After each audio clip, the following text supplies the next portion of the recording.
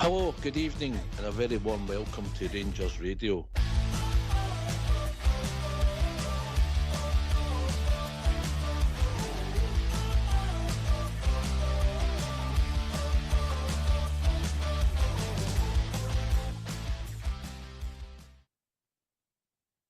Hi, good evening, welcome to Rangers Radio. I'm AK, I'm your host for this evening, and tonight I've been joined by the one and only Albert. How are you, pal? I'm excellent, mate. Yourself? I am fine, A few bangers and rockets flying about tonight. There's a few bangers and rockets on here. The guys are stripping my bit. It's unbelievable. But anyway, it's Guy Fawkes, I suppose. We enjoyed it as a Wayne ourselves, so let the Waynes enjoy it. The sparklers were out, I remember the good old days. But good evening to yourself, good evening to the Techie team, everybody that's listening on Facebook and YouTube. The weekend, we'll just touch on it briefly. I know you were on the after show, and obviously myself had a wee say on it last night, but I believe you've got a wee bee in your bonnet, and you want to carry on. Aye, the weekend's the weekend. I was listening to the show last night, and everybody thinks, I think they're all forgetting we get through. That's what semi-finals about. We win the game and get through. That's most important, man. Don't lose sight of what we're doing here. But it's about the 4-2-3-1 system that they keep going on about. Clement's tactics, the 4-2-3-1 system. I don't know. Before I go in, I don't particularly like this system myself. But there's some things you need to look at here and say, hold on a minute, it's not as bad as everybody's trying to make out and blaming that system for all our problems. It's not the system and it's not the manager. I just thinking about it the other night there. Gio, when Broncos played this system and go to the UEFA Cup final with this system and win a Scottish Cup final, the reason we didn't win the UEFA Cup final, we'd never had any centre forwards. They were all injured, if you remember right. Beale, that's true. Beale comes in and plays this system. Now, some of the players he signed are just garbage, let's be honest, but some no bad ones, most of them garbage. Right, so he got where he got. Phil comes in. Phil has reached the final of every domestic cup he's played in since he's been here. Everybody's forgetting this, by the way. He's lost one, won one. The one he lost was a mistake with the keeper. We're asking, showing a bit of naivety, but no bringing the guy down in the middle of the park before he breaks up the park. No, it's no bad. And we also had that, Albert, a perfectly good goal disallowed. Disallowed, right. So that's it. He also nearly wins the league that year. The reason he doesn't win the league that year, we're all saying, he clapped this, clapped that. The reason we didn't really win the league is because Cortez and Seamer, who both were on fire at the time, got injured and were out for long term. We had to then, the Scottish Cup final, bring on Matondo, back for an injury, who wasn't fit, and they had to bring on Seamer in the Scottish Cup final, who wasn't fit. So that's the reason we don't win that competition and we don't win the league.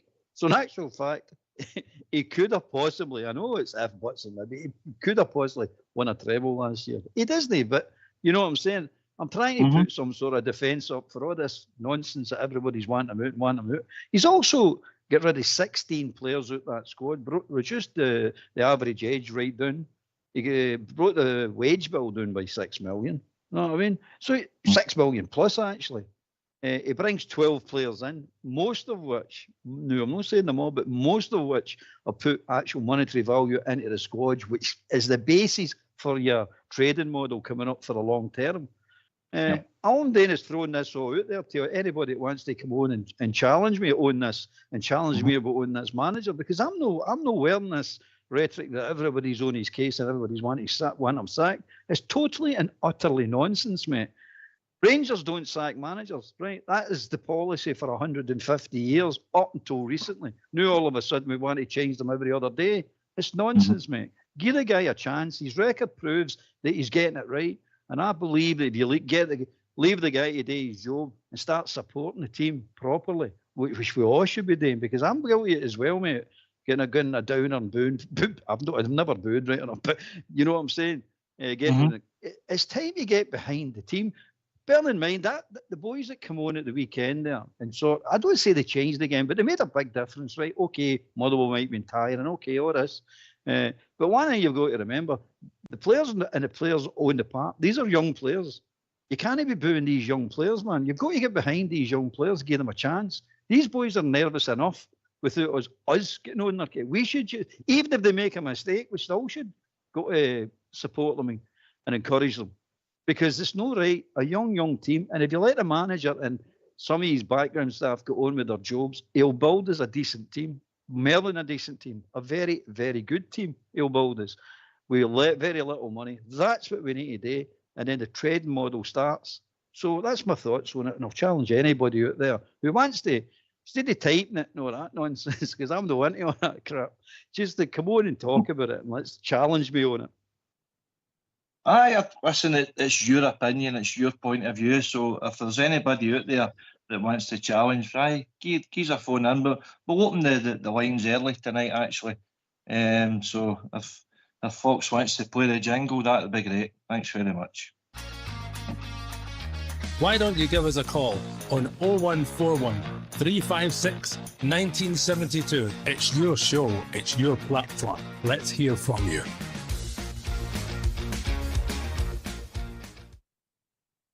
Thanks for that, folks.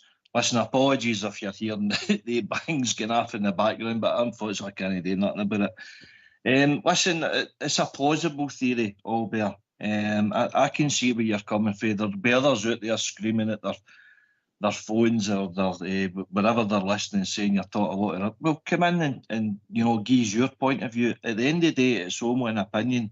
I've got my own opinions on it as well. And you're right, when talking to my dad, again, a wise old owl, same as yourself, Albert.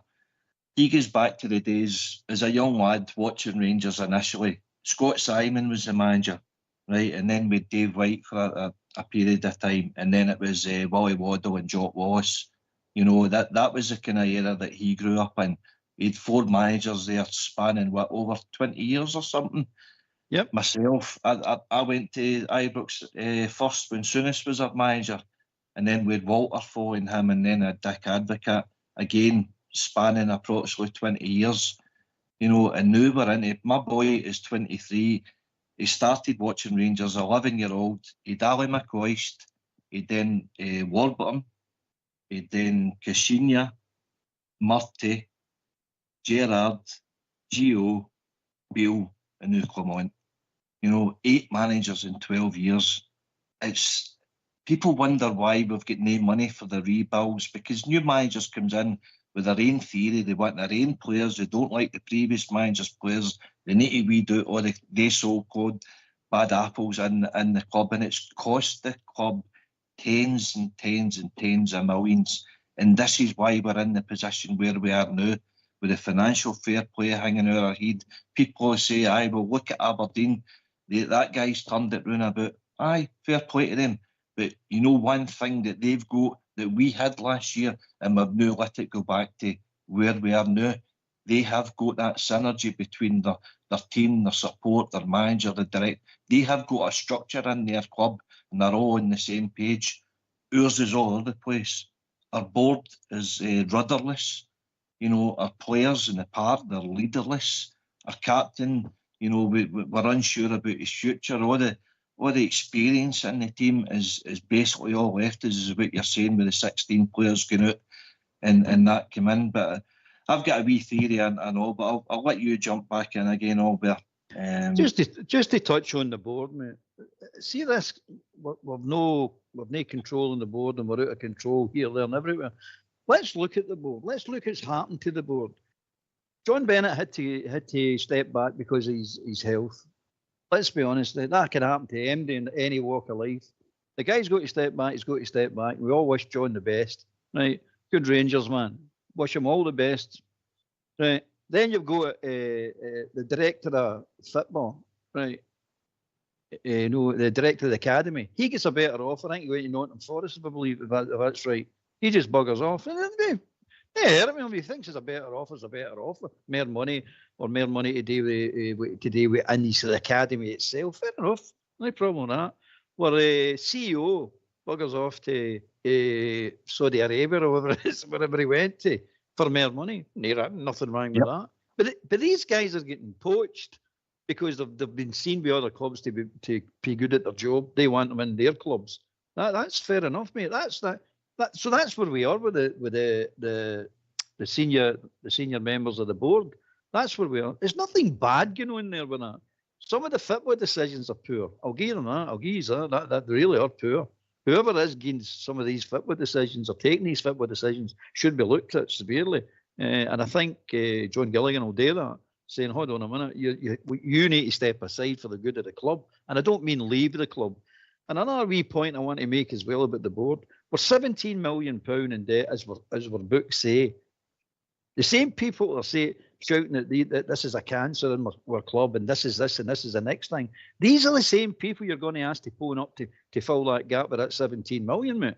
These are the same people we're going to go and say going to do that, going to pay that off and steady the club again financially, which they keep on doing. I'm not saying they're the greatest board football decisions, but you cannot question the loyalty of this club. You just cannot. I seen the poster when parts go. It's time to go. Hold on a minute. Hold on. I would say stay out the football decision side there, but you don't want them to go. You can't say they're wrong. And then this carry on about, they get 6% interest in any money they've loaned, and why not? Why not? What's wrong with that? We're not in a communist country. We're in a capitalist country, and making money is a part and parcel of life here. You know what I mean? Aye, Albert, can I correct you on that? I don't know if you're aware, but I wasn't aware myself. See that 6% interest, that's actually a legal requirement. Simon Jordan spoke about it on Talk Sport, and obviously he knows his stuff. Any director of a company that's getting soft loans, it's 6% is the minimum requirement. That must get paid back in full in a time scale that suits both parties. You know, you can go to a bank, they'll charge you 12% interest. Well, so there you are. We shouldn't be attacking them for taking an interest. You know what I mean? On a loan, right? So that I didn't know that, mate. So that makes it even better then for these guys.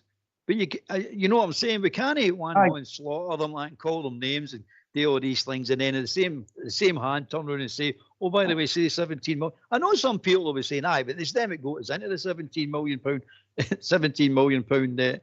Without them, by the way, where would we be? Be honest with yourself. They're trying to build a football team. They're trying to run a club. They're trying to bring us back to the depths of the depths, bring us back into the light and make Rangers back to what Rangers used to be.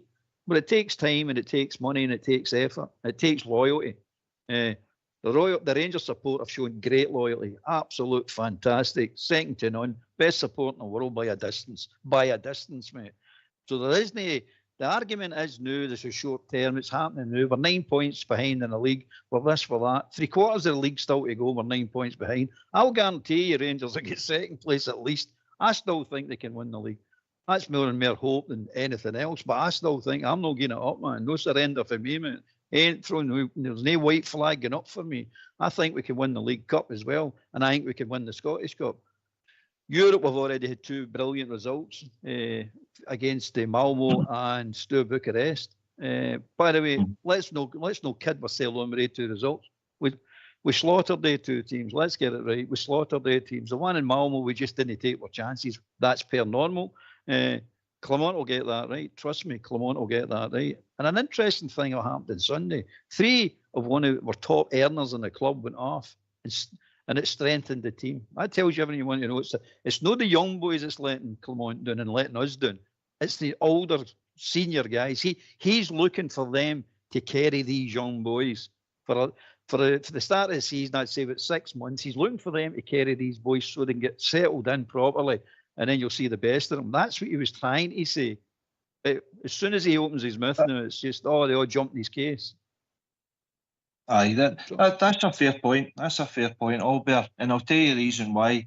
And I've spoken about it to yourself in Southside and Oxford that before. See when Gerrard came in and taken over the mess with Caixinha, do you know the really big reason? Well, what he had was a foundation of a team to start on that Clement hasn't got for me.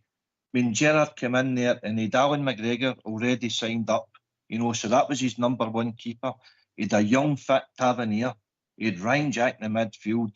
Candace, who'd already built up a relationship with Tavernier, and he had a young, hungry Morelos. So there's 5 players that he had to work with right away. He then Scott goes out. Arfield as well. Scott Arfield, right? Well, he wasn't sure where he'd actually bought Arfield or no, but no, I think he came in along with Alan McGregor, didn't he? Aye, and he got asked, do you want Arfield? Because he wasn't signed at the time, and he said, aye, bring him in. Well, there you go. Another great signing. Guy. Aye, listen, he was great for the dressing room, and we missed that sort of character in the dressing room. But he then adds Barisic, the quality Barisic. He adds Connor Golson. He adds Hilander. He adds Kent. He adds Kamara. You know, all of a sudden we've got a far better team, but we've spent over 40 odd million. That's the thing. And that's what this board isn't allowed Clement to do. I mean, people are on about the amount of money that he spent is £15 million. They're going as if it's £150 million. You know, and as you say, the squad age is reduced by 5 years. You know, and the kind of guys, your Balogun is basically kind of finished, I think, beyond this season. You're probably looking at Tavernier finished beyond this season. Hadji, I'll soon be out the door, I would think. But all the players out of the last year's team, you know, your Lundstrom, Jack, Ruth, Wright, Cantwell, you know, this is what feeling. It was a clean slate that he had to do there to try and build a team. So your thoughts on that, mate? I mean, these players had to go. He never really choiced in that. He had to go, but he also said, "Okay, I'll stay and help to rebuild this team, this club." That's what the man said. And by the way, he's got his head in the chopping block for his own career, because everybody, you know, world of football looks what happens at Rangers. The Rangers manager's job is a very high prestige job. Worldwide is held in high regard. You're sitting saying, this guy's put his head right in the chopping block, by the way. He says, if I get this wrong, and all the restrictions he's signed up for as well, if I get this wrong, he'll probably know working a decent calibre club again, because nobody's going to go near him. And he's prepared to do that. And what does he get for it? Totally and utterly slaughtered, mate. Slaughtered. And I just... The reason I'm talking like this is because I think it's completely unfair. I just think there's not enough Rangers fans talking up for them. There's not enough Rangers fans talking this team up. They're just slaughtering it all the time. We're slaughtering the system. We're slaughtering the players. Some of the players, and it's the senior ones I'm talking about, need slaughtered because they need to have a right good look at themselves, really, seriously, honestly, because they're not doing what they're supposed to be doing. They're definitely not pulling their weight. And their goalkeeper. You look at it, Butland, Tavernier, you know, your experience there, Dessers, Balogun, proper, it hasn't been a good sign. I've got to admit that. I expected more out of him. I was critical of him before I seen him. Then when I seen him, I thought, well, there's a decent player there. But I think that's been a letdown for him, because the fact that he brought on Cashin Berno and Sterling on before him for Sunday's game there, does that mean that this is going to be a short-term fix? So, listen, recruitment, it's a gamble, isn't it? Some you get right, some you don't get right. What we can't afford to do is obviously not to get any of them right. And you're right for bringing it up. It's only our opinion. There'll be people out there going, they two are talking a lot of rubbish, but it's our opinion, and you can come in and voice your own opinion. This is what this platform does for you. But no, anyway, before we go, this is what I wanted to say as well. People are on about last year where it all went wrong, particularly in the league. It's just my theory. I join the dots. I try and read a lot of stuff, try and watch a lot of forums and podcasts and that. See, last year, the time of the year, I think when Dundee were kind of messing us about with the park, we went up there a couple of times and we managed to play them the third time. Well, there was a lot of downtime for the players and obviously the management and the staff and everything that travelled up there into St Andrews Hotel. More money for the club that obviously we can afford not. But anyway, I think James Bisgrove has actually pressed Clement for the players that he was going to cut loose, right? And Clement said, gave him his list. He wanted Lundstrom, but he wasn't getting Lundstrom because of the fee that he was commanding. He wanted 40 grand a week. That just wasn't practical. But Clement has gave him that list, Bisgrove, and Bisgrove has went to all the players McLaughlin, Barisic, Golson, Silva, Seamer, Lundstrom, Jack, Roof, Wright, Cantwell, Hadji, maybe even our captain Tavernier.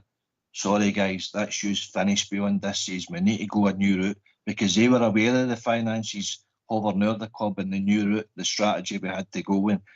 What do the players do? They're got to down tools, aren't they? The down tools on Gio, the down tools on Gerrard, and it looks as if there's half that dressing room again. They're not happy with certain things. Well, we need to weed them out. Alex Ferguson took 4 years to get things right at Man United before he weeded out all the bad apples. Jurgen Klopp did the same at Liverpool. I think we need to stick with Clement now. I know people, I'll go nuts and all that, but that's just what I think. Yourself, Albert. I agree, mate. I totally agree. Some of them did down tools. Lundstrom springs to mind. But again, what that proved, and which we should learn our lesson for, is don't buy players for clubs that have down tools previously at other clubs. And if you remember right, Lundstrom down tools at Sheffield United he was with. He got fed up and down tools then. We sign him. And I remember at least 3-4 times he's down tools with us.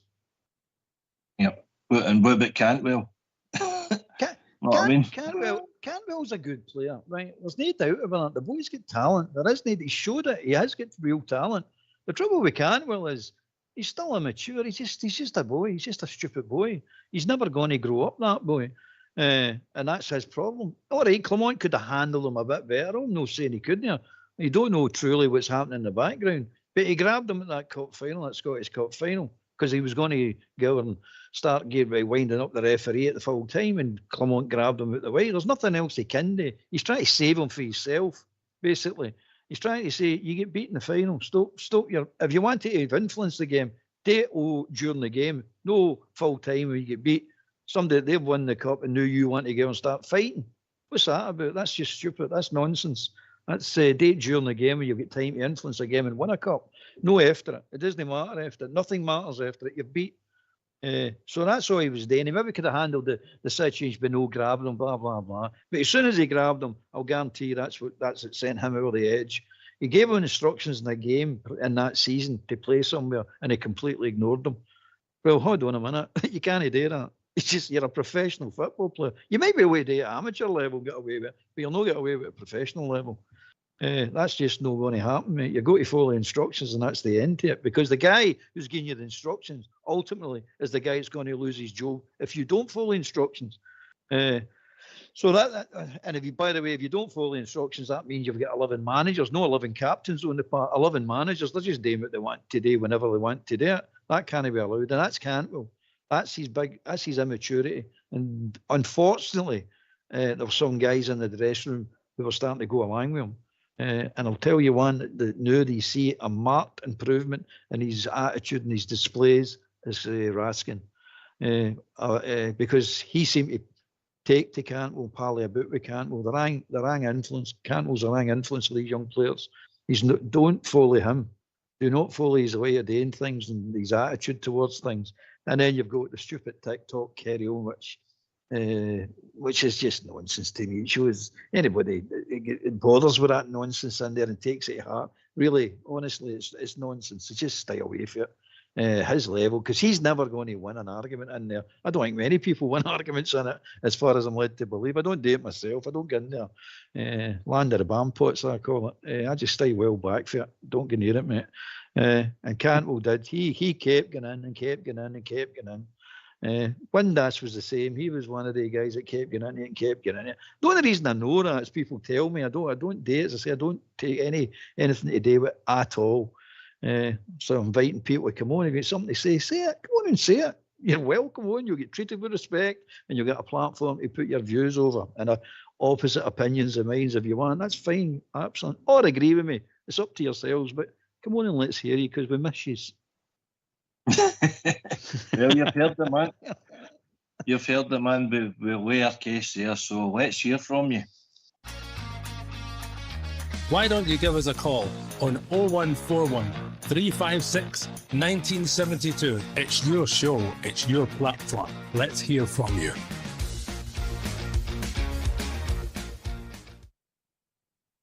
You feeling better now?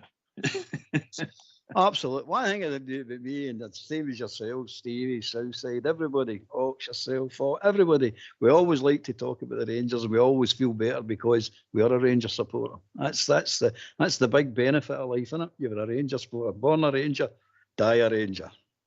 Absolutely, and I thank my dad for it, and I'm sure you do yours too as well. But yesterday I noticed a wee on this day moment.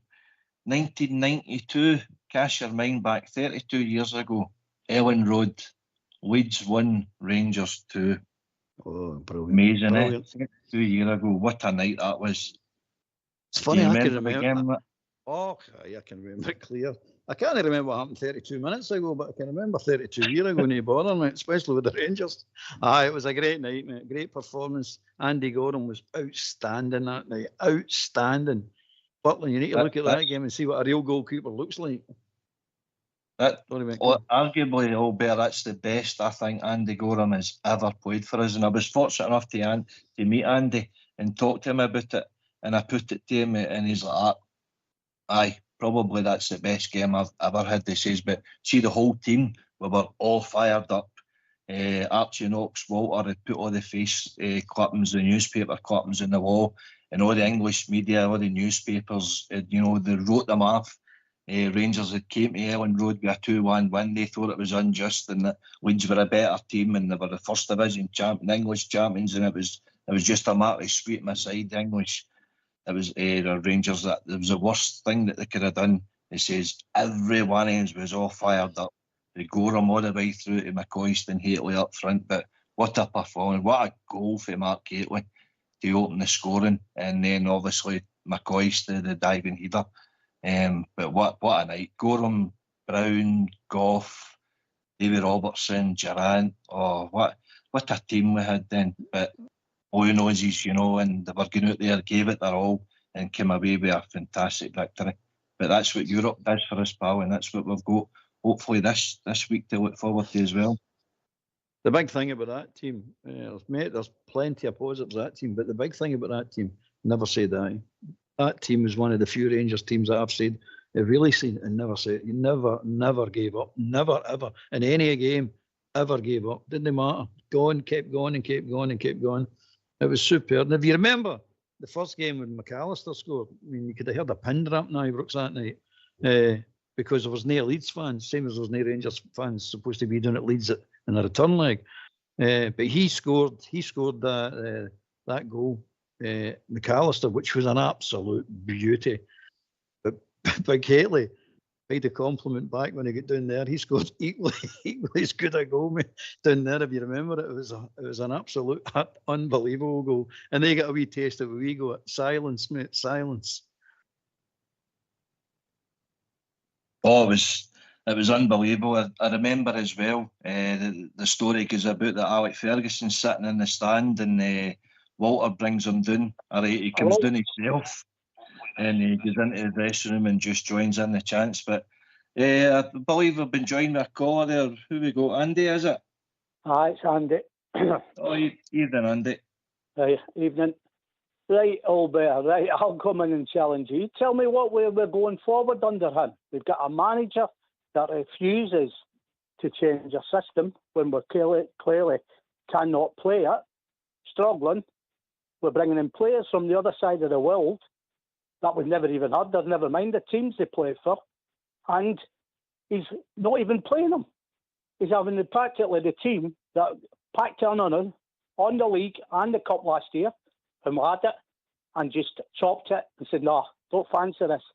And your man Sterling is paying for his statement after the Dundee game for actually coming out and telling him that players are laid down and didn't have the heart to go on and try and win that league and cup. There's no way we're going forward under this guy. At this present time, he's making a laughing stock here. I'm not having that. That's, like you say, you're entitled to your opinion. What I'm watching there is frightening me. I'm frightened of where this team's going to go. We're absolutely rank. There is no way he's taking us forward at the moment. His aftermatch speeches and before is absolutely baffling to anybody. And all that stuff, they don't understand the language is a bit broken. No. I understand what he's on about. He's lost it. Look at him. He's gone. Right. I know that we can't keep sacking managers. I know we had a record that went on for a long, long time. But this guy has not got a clue. We're too big for him. It's as simple as that. He can't handle it. And the thought of him going forward with him, this current guys that we're in the now, frightens the heck out of me, honestly. I just cannot see a way forward with this guy. He will not change. If something's not working in your own life or anything, you go, wait a minute here. I've got to do something different here. We're shopping in the totally wrong market. There's just a few points that I see. Right, so I'll wait your response. He's got to have absolutely, Andy. Wait a minute. No, sorry, he's got to every cup final he's played in. He's got to every cup final he's played in. Doesn't sound like a bad manager to me. He's won one, lost one, and we're in this one. He was a hell. He's got to every cup final. Aye. Well, wait a minute. We're expected to get these finals, aren't we? There's only two teams in it. Wait a minute. Hold on. Wait a minute. You can't. We're going to. Yeah, but you can't keep using that all about it. Got to every final. We expect to get a final. We're not winning anything, are we? We're not winning anything. Hey, let Albert speak, please, Andy. And right, you can come back. We've had your bit, Andy. Hold on. I'll talk then. You get a shot. Shots each, mate. He's got to the cup finals. That's a fact, mate. He's got rid of 16 players that need to go. He's dropped a wage bill by $6 million, and he's still going to get a winning team on the park. He's now won a semi-final and got to this final. He's 9 points behind in the league, but there's 3/4 of the league still to go, Andy. Still to go. Hold your bottle on this, mate. But really, honestly, I still think there's a chance of Rangers winning the league this year. Honestly. The guy is building as a team. The young players he's bringing in, give them time to settle, mate. Just give them a wee bit time, a wee bit more time than now. Some of these players are decent players, mate. There really are some decent players in there. And if we get another, I think we need another 46 players to come into the team before it's going to be finished or anywhere near finished. Maybe a wee bit more amount of players for a big squad. But definitely with 46 players to strengthen us.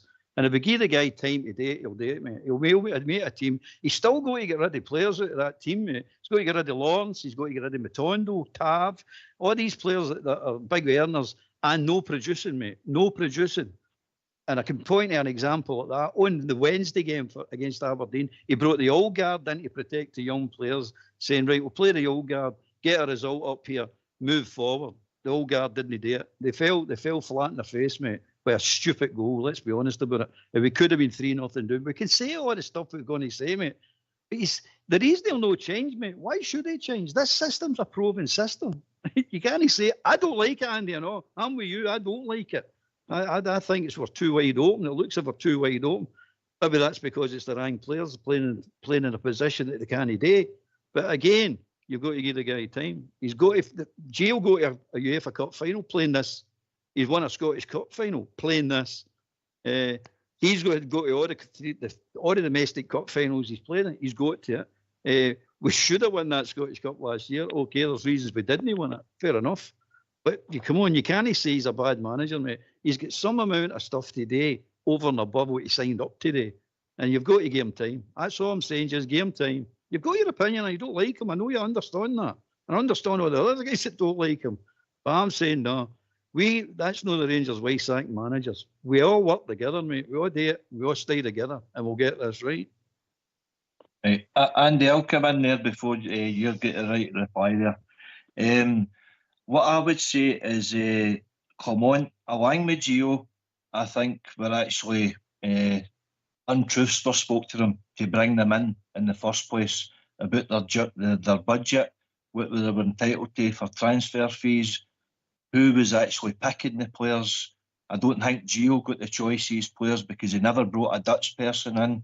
I've said before, his very first Champions League, after his qualifying for the Champions League, after his getting to a European final, he still didn't bring in the players that he wanted. His very first Champions League game, we were at home to Napoli, and he didn't pick one player that was brought in that summer.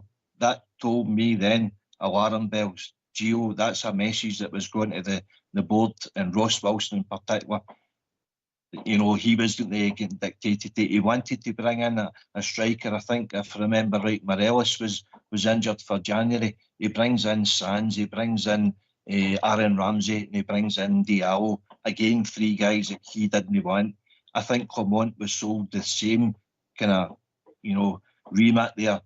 He didn't. He wanted, what's my budget? What's my transfer? What kind of players am I getting? I think he was brought in under false pretences then as well. And that's down to John Bennett, that's down to James Bisgrove, and even Souness himself. He was involved in the negotiations. And then it got renegotiated there in the summer because Clement could see himself. He didn't spend a penny there in January. Again, it was 3 loans. It was Diamondi, it was Silva, it was Cortes. And then in the summertime again there, that's when he sat down with the board and he's like, what's going on here at this club? I expected to come into a club 2 years ago, you're at a European final and now you can't afford a bean. So I think Clement's been sold a duck egg after the board. I think Gio got sold a duck egg after the board, and now we're having to restructure our full club. So that's a kind of bad hand that I'm coming for, sticking up for Clement. You're right to reply, Andy. Listen, I'm quite aware that the managers have been conned by the board, but that's an all different matter. Olber was asking about he sees team going forward and all that. I don't. The players that we brought in are not equipped or physically strong enough to play in Scottish football. That's been proven. Now, it's not working. So what would you do? As I said earlier on, you've got to change it. You've got to move the system about. You've got to go like for like. Short up where it's open. And it's always going to be open where he sets his midfield up. Right? You can't keep going on and coming out with, we're going this way. We're not going anywhere at the moment. We're back. We're worse than what we were last season. I don't know how a team under this manager can constantly perform worse the week after the week before. And anybody that says that's not happening, they're kidding themselves. Can we afford to keep him? I get that. But the damage this guy could do and the time they're asking us to stay with him, it alarms me, this. The more or less, they come out, the board, Bennett and all that, more or less said to you, if you're reading it, and we've been fans for long enough, forget this season. If we get out, it'll be a bonus. We're building for 2 years. No, I'm sorry, we've not got 2 years. It's as simple as that. We could be in a bigger mire than what we're in the now. See, we get right down here as well. See, we put a team on the park in Scotland that can physically compete and go and win the leagues. We wouldn't have to be playing qualifiers or worrying about it. We would have got into the Champions League. And we'd have played like we should have done last season when it was in our hands. We wouldn't have had all this pressure. We'd have been better off, but no, we can't. We do everything right. But we ain't got any football players or no in that team that you could call, that's a star. That'll get us out, whatever the case may be. We are in serious trouble. These players are not strong enough. They eyed. They totally eyed. And he's brought the players in. I mean, what manager comes in? I'll bring it up. I'll sign him, but I won't play him. He's a project. We'll have to wait. Various others, all that kind of stuff. Listen, if he knows what he's got. He knows he's got to get them out. When you bring them in, and you're not going to play them. What's the point of that? What am I missing there? Get them in. Let's see if they can, adapt. For one, how are you going to adapt? He's constantly changing the team. He plays players totally out of position, and that's a manager that knows what he's doing, is it? Not for me. I think the job's too big for him, as he said. I'm not talking about what's going on the board. We all know what's going on there. There's real problems. But I'm seeing nothing whatsoever in this football team that makes me think that we're going to go on and challenge in the league. Now, we've got a chance in the cup because it's a one-off, but they'll have to play a hell of a lot better than what they're playing now. That's a fact. I'm worried. I'm worried about the team. I'm worried about the stuff he comes out with is alarming. And anybody, I don't watch him now. Only hear it when you guys play it on Rangers Radio.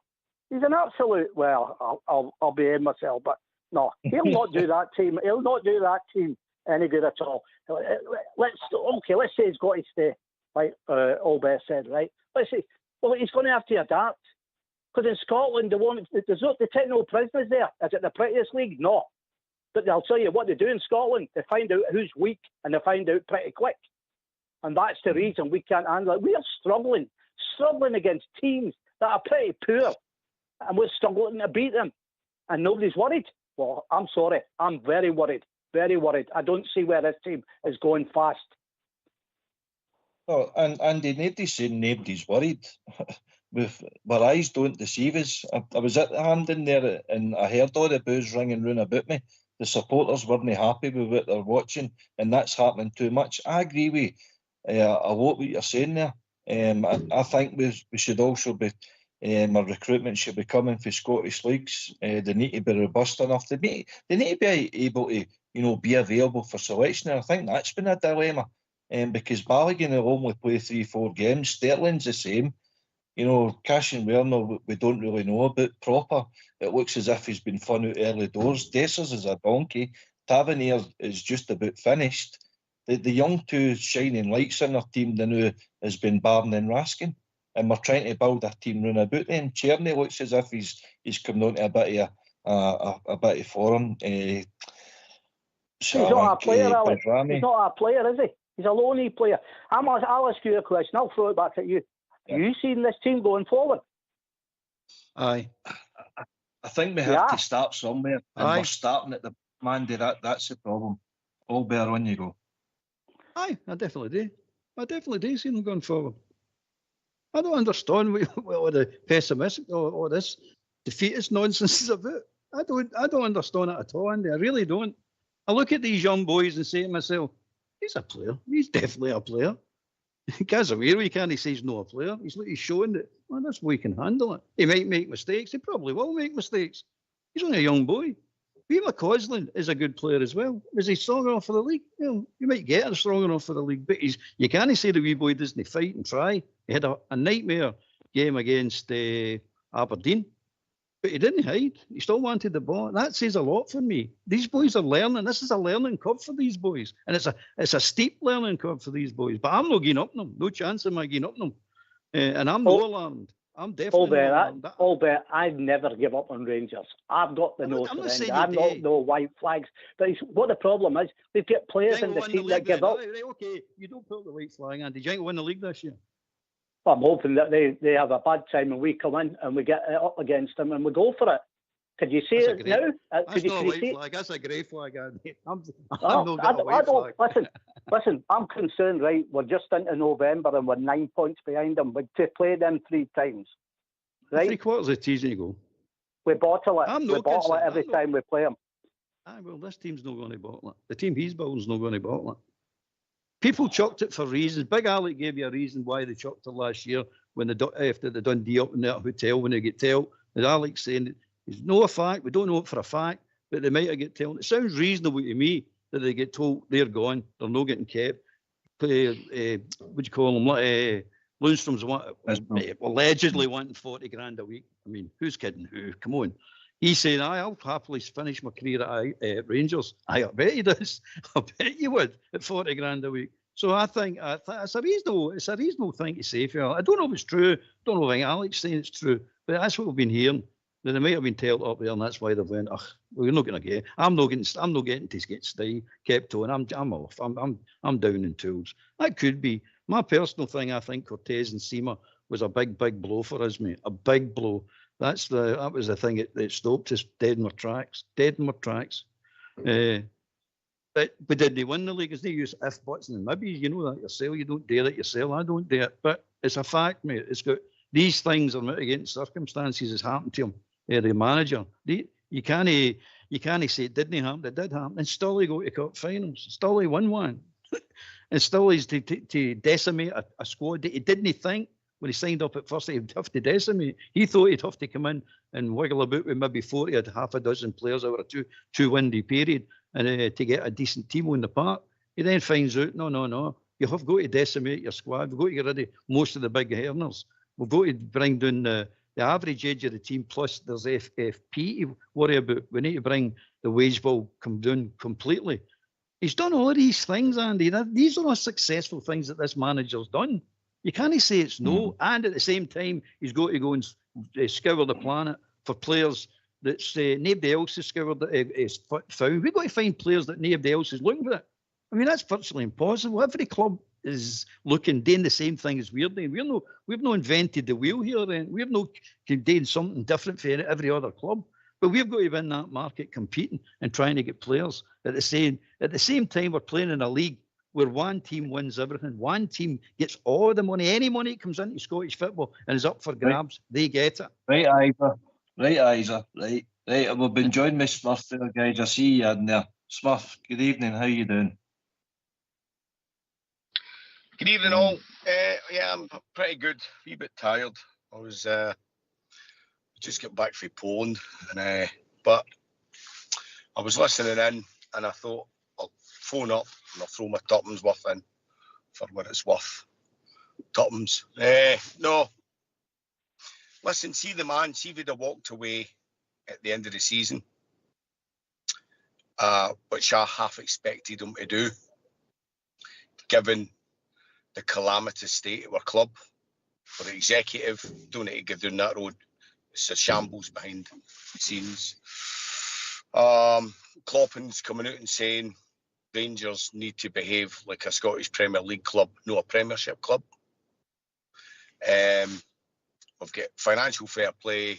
We've got £1.5 million in the bank in cash. That's a reality. Yeah. All your what do you call it? All your senior pros, the backbone of any success you've had, all left the club because they were too expensive. They weren't the Rangers men. They didn't want to be here because they loved the Rangers. They wanted to be here because they loved the pound note. They've all gone. There's men to go. Tav's got to go. The big fella Dessers needs to go. Matondo needs to go. But you could get through them. There's Balogun will be off at the end of the season. And we'll be planning on getting rid of some in January as well. Let's look at what happened in that Cup semi-final. It was two of his own signings that dug out for him and scored the goals. Jeffy's a hit. We'll make money on that boy. We've got to go down this route because we can't financially afford to do anything else. Just because you're Glasgow Rangers, you're old money, you're old, like an old aristocratic family that's skint, selling the family silver. That's where we're at now. We need your Rangers. So what? You've got no divine right to do anything. And what you need is an executive in place that can run things properly with a sort of proper financial jurisprudence that's required to keep us as a going concern. And that's just our reality. Southside, I'm not digging Southside out here by any manner of means, saying it would take 3 transfers. No, I'm not talking about Albert, I'm talking about previously. He said it would take three windows to fix it. And I thought that was a wee bit optimistic. I said 3 year, and Ox, and quite rightly, and you'd probably be right, he said he'll not get 3 year. But that just shows that where we are as a club and the aspirations and the hopes and the dreams of the fans are not aligned. The reality of the situation is it will take 3 years. It doesn't matter who comes in. You could walk out the door tomorrow. You could get prime Alex Ferguson in, but you still go to play Dessers. You don't win anything when you play Dessers. And that's the reality. True. So the man's got to be left to get on with it. And in January, there'll be new players coming in and all players going out. And the same again will happen. And I think at the end of the season, and I think this man has got to be given the time, no for his sake, for our sake. Andy, and for what it's worth, just to finish your wee note. Sorry, on you go. I'll come back to you, Andy. Thanks for that, Smurf. Andy, you were brought up in Rangers when Joe Wallace and Willie Waddle was our manager. Yeah. Our club went through bad times then, obviously. You know, we went through good times as well, obviously, winning the Cup Winners' Cup, the Barcelona Bears. Our club wasn't as bad as what it was now, with the infighting surely in the boardroom, obviously the lack of cash because we had to rebuild Ibrox. John Gregg was starved of cash. I know you'll say that, listen, we brought in the likes of David Cooper and Bobby Russell and guys of that ilk and tried to rebuild a team, but we weren't very successful then either. No, we were inconsistent. But I'll tell you what we regularly could do. We could regularly take them on and sort them out. It was the other games where we blew it up on, because we had players in that understood it. All that you've been said, I get all that. But where is the refusal for him to adapt to Scottish football and fight like with like? If he carries on with that system, poor teams in Scotland have worked him out, and they're getting results, and we're struggling to beat these teams. It's all right saying stay with him. He seems to have no desire whatsoever to change a system, adapt to a system, work out how these teams are going to come against us. I'm pretty sure if we went like for him, we'd be putting these teams away a lot easier. But we're sitting on biting our fingernails, struggling, and we don't get the goals. And, the last 15, 20 minutes, we're always likely to get a goal. He's a manager. He's got to manage what he's got. I know he's been sold a fly one, like the others were. But he's not adapting to it. People can see what the problem is on the playing field, and that's what we're talking about here. And he's just not got a clue. The stuff he's coming out with is an absolute joke. And I'll go back to where I started. Sterling was playing all right. All right, he was doing okay. He made a comment and he said what the players were about. And he's been made to pay. From that day forth, he's been made to pay. He signed a contract with Sterling. Didn't look happy at all. There's something going on between them two. He can't get a game. They keep it, he's injured. Well, if he's injured, what's he on the bench all the time for? He's not playing him because he made a comment after the Dundee game. These players don't want this. And he's made him pay. He's stubborn in his own ways. It won't work. I don't care what anybody says. I don't care what we've got, what money we've got, what players we've got there. I know we have to adapt to how we play. Geez, we're a Scottish team, proud Scottish team. All these years, we can't even play Scottish football now. They've got that many foreigners. It's alien to them. They don't matter. It doesn't matter to them. They don't care about us. Now, I get all that modern times. No football it does. But back in the day, when we were bad and all that, see what? Most of them were supporters in the hut. They just weren't good enough at the time. After the treble, when Jock left and John Gregg had to take it over, he nearly won a treble, but for the last game at the well, I won't call it that, and you know what I mean, on the other side there. Right, it could be. And he had a lot of aging players. That happens to all football teams. But you see, when you get right down to it, these guys haven't got a clue what it means to play for Rangers. They don't know about the trophy, the history. There's no traditions in that club anymore. You had that man Ken there last season, turned up like a rapper wannabe. These guys are disrespectful to us. And that's the stuff that kills me. And then I watch this guy giving it this, that and the other and going nowhere fast. He's not the right man to manage Rangers Football Club. Can we sack him? Probably no. But Ox made a great point a couple of weeks ago. Can we afford to keep this guy? There's the two sides of the coin. That's just my take on it. Aye, listen, you're entitled to it, Andy, and thanks. Listen, as I say, I agree with what you're saying there as regards the recruitment, Albert. For me, the recruitment has been a massive part of your problem. The mismanagement for the board, the millions that were squandered. We've obviously had wrong choices of managers. We've had wrong choices of players. We've gave players big contracts. We should have been selling players when they were high peak value. We didn't. We kept them on. It's just been a calamity for years and years and years. And for me, the main culprits that's behind all of this, they're no longer at Ibrox. You know, your Ross Wilsons, your Stuart Robertson, James Bisgrove, Douglas Parksair in the background, Michael Beale. You know, he was given a free role in his recruitment, and Clement still trying to get rid of Cifuentes, to get rid of Lammers, but he can't get rid of the likes of Dessers. Sterling wasn't his pick. That's maybe a problem there, Andy, with that relationship. Sterling wasn't his signing. He might have been, you know, speaking out of turn with saying what he did.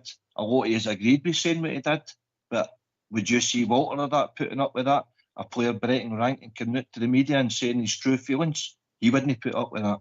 Why should come on? Albert?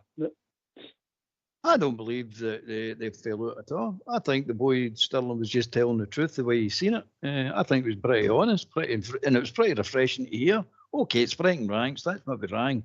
Shouldn't be doing that, of course. But again, we don't get information, we greet about that. We do get information, we greet about that. So it's one of these situations where the boy broke rank. But the reason he's not getting in the team, my opinion, is a bit different for Andy's, is that Clement has shown too much loyalty to players that are by. Tavernier, for example, Barnes, Dessers. No, I mean, these players they're the players that are no good enough. Not the young boys that are coming in. These players are no good enough. These are the old guard. Butland's going to get put in that bracket as well if he doesn't buck his ideas up. I'll tell you that for nothing. But anyway, Proper might not be strong enough. These players are the players these are all the old experienced players that you're looking for to carry the club and these players through for the next 6 months to 8 months to give a basis to work for. This is what we're trying to do at the moment, whether you like it or no. We've not got 3 years to build a team. It's not a case of we've not got 3 years. We have no choice in the matter. I don't think it will take 3 years. Football's not like that. It changes quickly when certain things happen. It changes quite quickly. At the moment, we'll definitely get a team challenge in Scotland, Andy, definitely. I don't see that no happening. That's pretty easy. That's a pretty straightforward job. I know his formation's no right. I know that. I don't like it. Most people don't like it.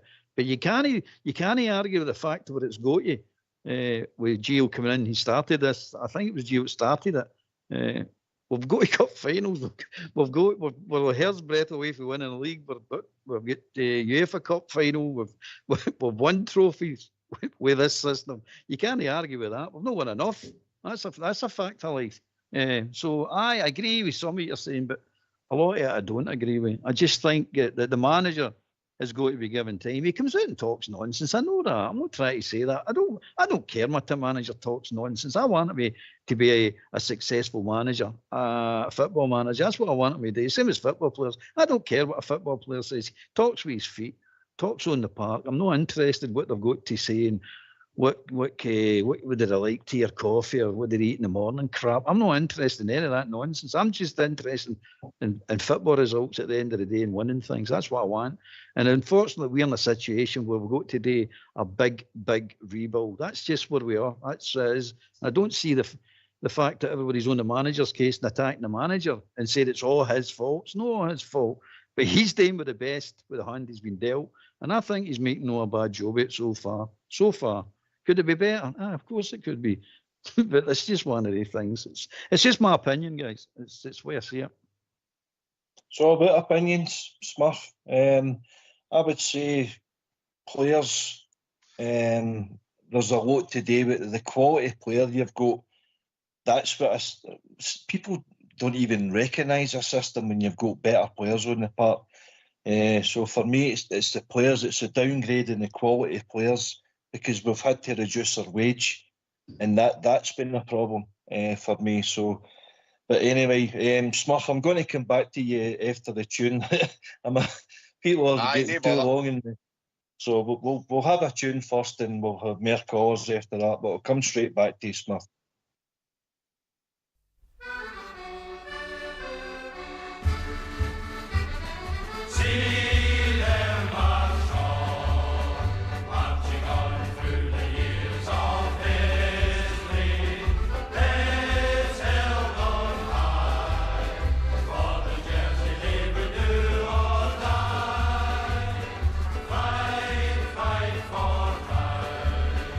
Play the game with the mind.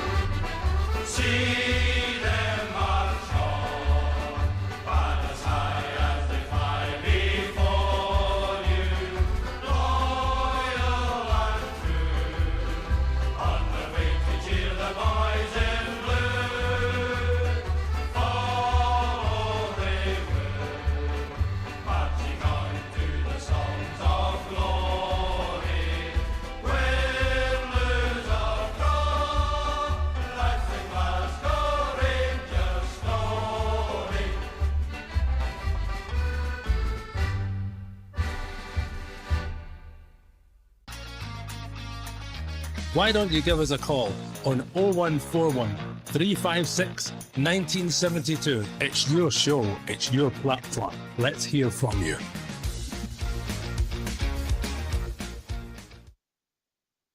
Yeah, thanks for that, Fox. Everybody back? Andy, Aye, all Smith? back. Aye, you enjoy that one, Andy? Oh, I always enjoy the old ones. Aye, good, my man. Smurf, come to you then. Andy's got his opinion, Albert's got your opinion, you've got your own opinion. How do we go forward then? I mean, Andy mentioned about recruitment, look more at the Scottish market. You know, I mean, every time we come up against some causes a wee bit of bother. You know, like Owasanya or Alex Golgate, we talk about Shanklin with Simon Murray. Are they players going to take us forward? Is that no the reason why we're Clement's actually, you know, going the younger route? We're looking at Iganami and Diamondi and guys of that ilk. Is that no the reason? I mean, I kind of tend to agree with Andy. I would like to see a core of Scottish players back in the team, but are they guys good enough? Well, you have to ask yourself this. Scouts come to Scotland.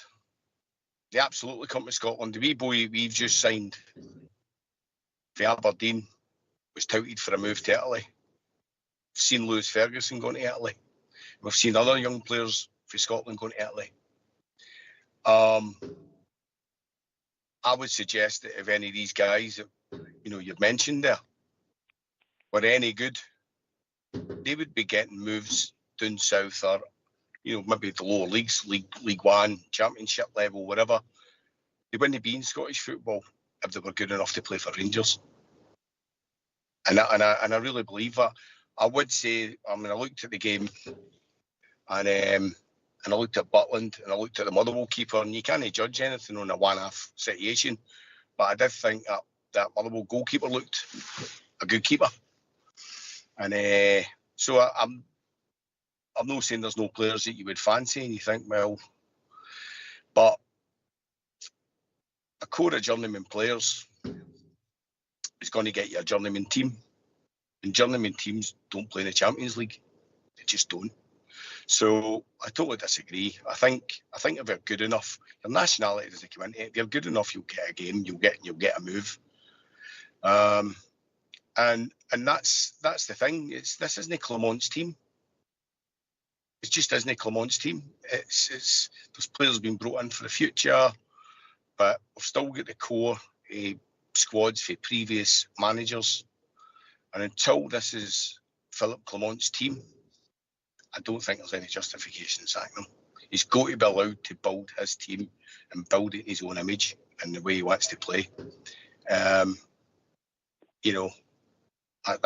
my belief anyway. Over to you, Andy. Over to you, and then we'll park it. We'll move on and talk about Olympiacos. No, not for me. Listen, there's players in Scotland. You don't know whether they're going to be able to play for Rangers or even any other team, even them or the other side, until you get them. If they've got a bit of potential, you bring them in. You get them for a hell of a lot cheaper. If they're one of us, I'm not saying they have to be, but if they're one of us, they'll try a hell of a lot harder. These foreign guys that are coming in, they're not good enough. I mean, we committed, is it 5.something million for that Cortes? And we committed that straight away without seeing him. And when we do see him, he gets injured. You can't. We should be tapping the Scandinavian market, but a British type player. I'm not saying that totally discard the foreign players, because in the 9 in a row, we had a good core of Scottish Rangers men in the team that, passed on to the foreign players that come in, and they all ended up getting it. These guys don't look like they can get it. They don't look strong enough. They're paper thin. They're too weak. They go down. The amount of 50-50. Could you give us some names, Andy? Eh? Could you give me some names? Who would you bring in? Because the core of the team was built around guys of the calibre of Stuart McCall, Ian Ferguson. Could you give me a modern day Ian Ferguson or Stuart McCall that's playing in the Scottish game out with the Rangers that we should sign? It was the rule. I'd have the boy at Motherwell for a start. But the young boy that's just broke through, that young boy that's only broke through 10 minutes ago, he's 17, that one. The one that they're touting for 7 million. What we're doing here? Like I'm suggesting that. Well, so you want me going out and pick players? Let me sit down and think about it. Right? What? So we're not going to look at we're in. We're going to keep bringing in people like this. What? It's just my opinion, right? Well, if I want me to sit down, I'll sit down and bring them. We're not bringing enough British or even Scandinavian or even people of our own, right? That's my opinion. Do I want these foreigners that come in that don't care about Rangers, that can't win a tackle, couldn't tackle a good fish suppler, that's playing on the pack and shit it in every 50-50 challenge, more or less? Do I want players like that? No, I don't. I want players that I think would get it, that would understand it, that would at least know how to play a British style, Scottish style game. Not these guys that don't get it. These guys will not make it at Rangers, in my opinion. One or two might, but they're not. And if he keeps going to this, Mike, he's actually buying these players that we never heard of, from clubs we've never even heard of. I'd sooner be going near RM or on the Scandinavian market and getting some players in that understand the physicality of Scottish football. If you're telling me that these players are doing that, then I'll shut up, because they're not. They're weak. And what you're saying now is weak. Hence the reason we're 9 points behind as well. And we've not even got through up to Christmas. Right? So that's just my opinion. Listen, I get that. I get what you're saying. I don't know if you watched the Alec Ferguson interview with Ali McCoist a couple of weeks ago, and when he was going through his badges as a young manager, he met a guy in the SFA, I can't mind, it was an older guy, and he said to him, he says, it's the best word of advice that he ever gave me.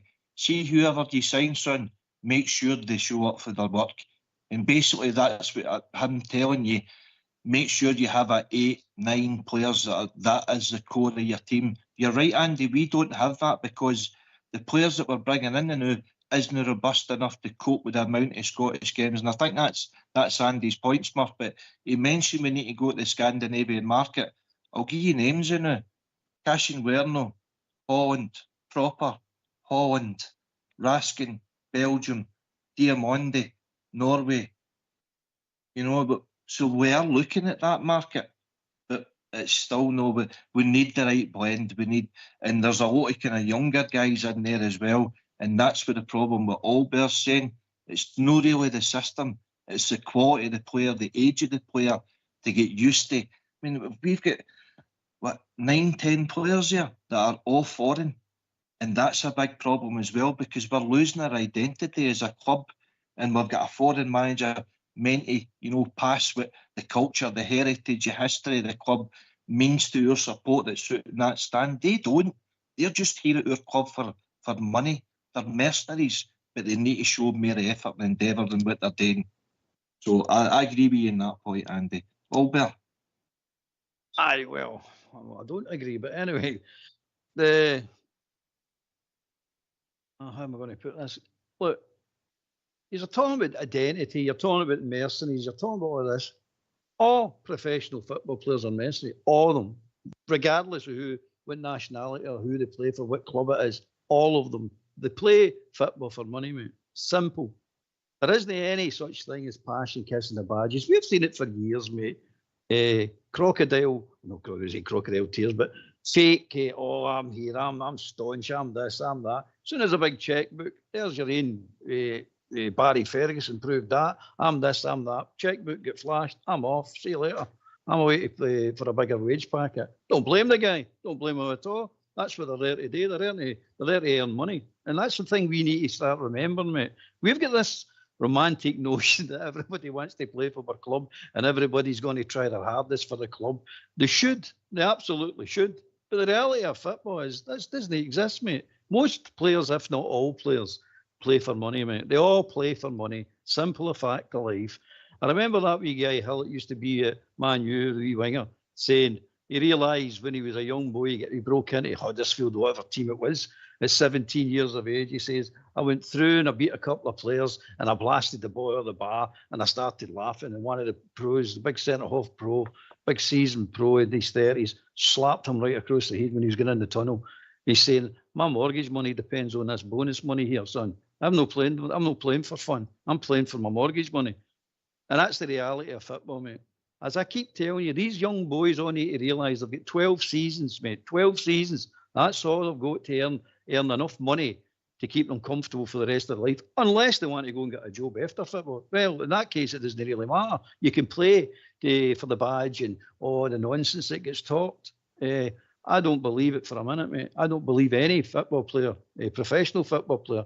You better look at an amateur team when you get out your bed after a night shift. We've done stoning or freezing cold Saturday morning or Saturday afternoon after a night shift, and you've got to go back out night shift that night after the game.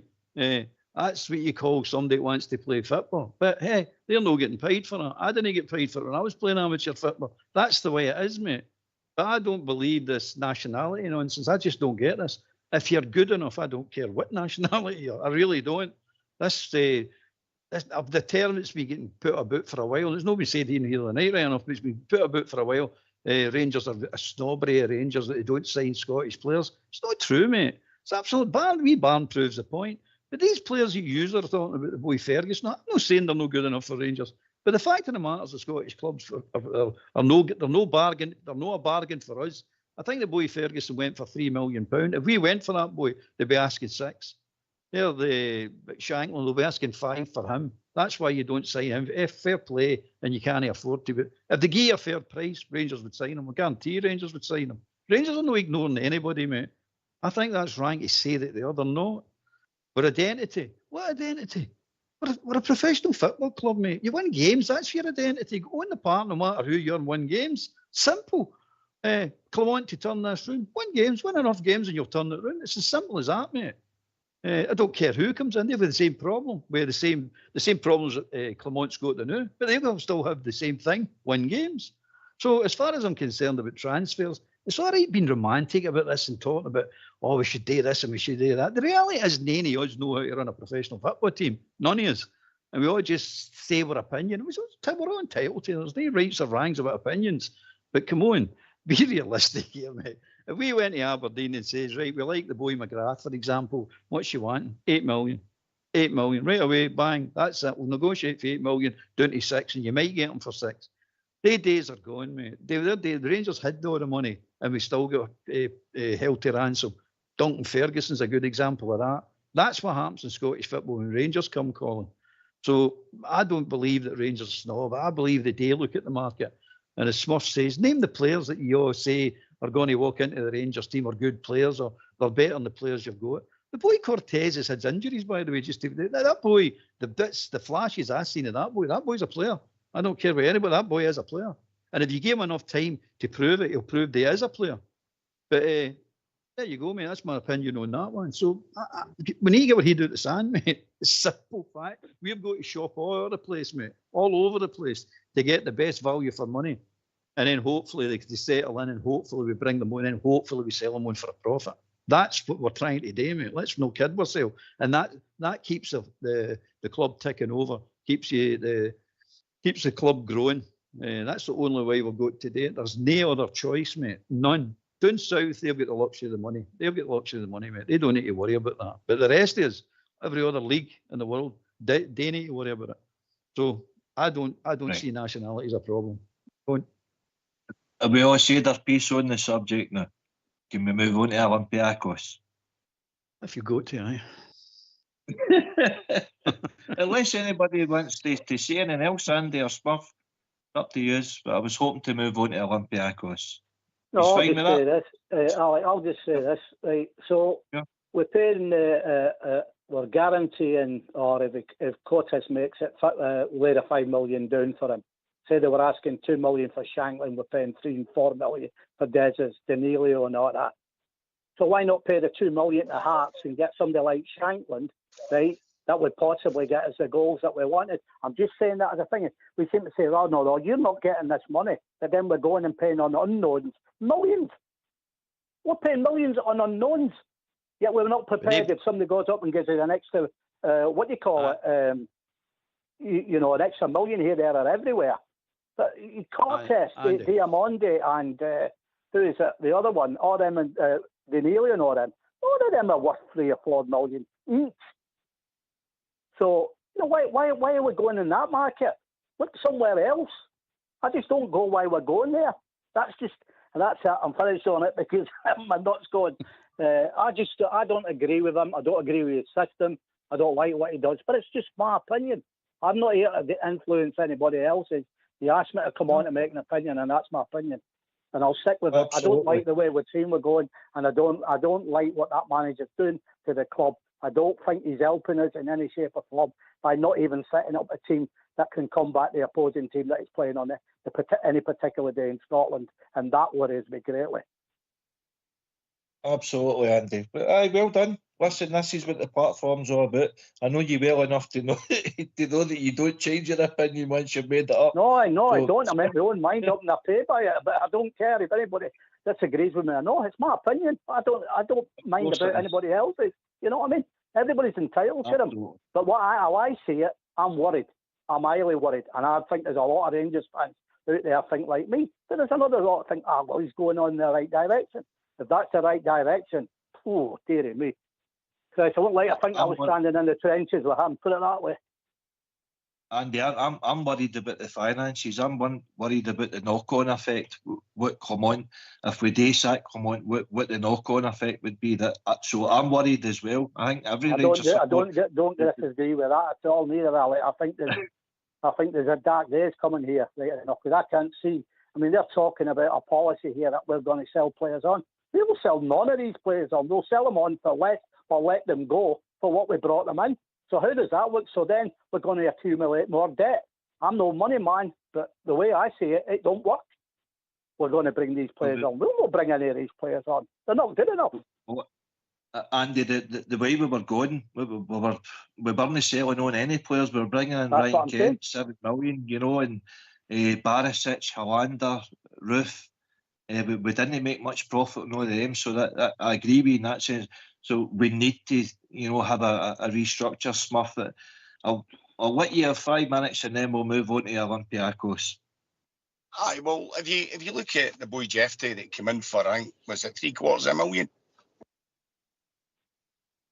I think it was about that. Was it 1.25? Something along those lines. Aye. Well, if anybody tells me that he's no worth more than that now, I'd laugh at them. That boy's a very, very, very, very good player, and he's only 20. So only 20. That boy is going to make us money. Diamonde, I think, when things settle down, and the team starts to gel, and he gets ready, or the old guard, all the ones that cost all the money that Andy's talking about, nearly which that Clement signed, they never signed any of them, right? See, when they get them out the door and Clement gets his own guys, and it'll be a young team, and the like gives it time to bed in, and we start getting success, these guys will all move on for money. Fact. And I just think we've got to stick a course. And I've got my own theory about Sterling. I know everybody's had their Tottenham's bluff about that. See, if I was Sterling, my face would be tripping me if I couldn't get in ahead of James Tavernier. My face would be tripping me. I don't think it's between him and the manager at all. I think he's sitting there saying, what have I got to do to get a game ahead of this club? You might have a point. You might have a point there. Yeah, but is that not down on Clement and for not giving Sterling the chance and realising that Tavernier is done and he should be out of the team? That's down on Clement by not picking him. No, of course he picks the team, you're right. So, right, can we leave it there now? Right, Olympiacos Thursday, big game in Europe, Albert. Reading a wee bit about Olympiacos, they won the Conference League last year. They're currently sitting 4th in the Greek league. They're only 3 points behind, right enough. So after 10 games, they sit 4th. Ourselves, we sit 11th in the Europa League table, and Olympiacos are 1 goal behind us, the same points. We've both won 2 games out of 3. This doesn't make some good reading though. They've won 13 games, are unbeaten at home, 11 wins, 2 draws.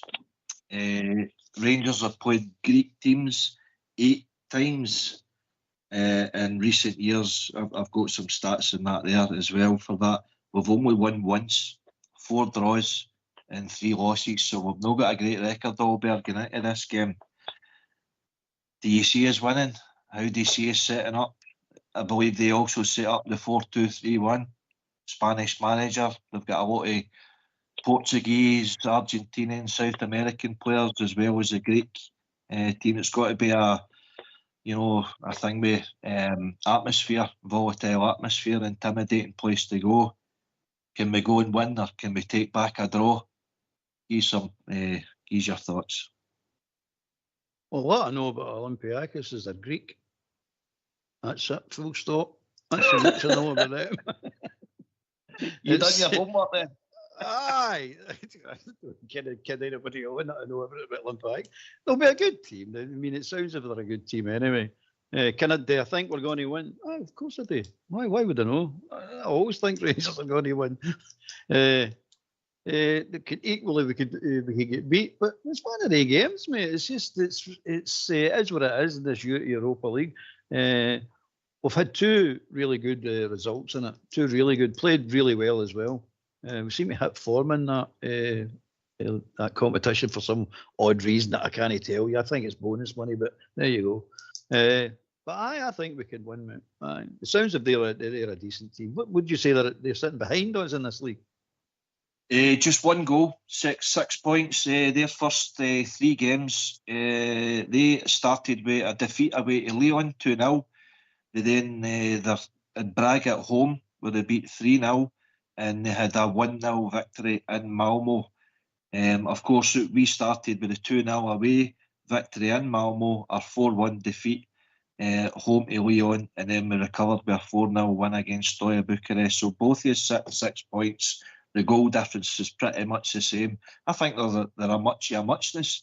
I think it sounds as if they're struggling a wee bit domestically, but they seem to be hitting some good form in Europe.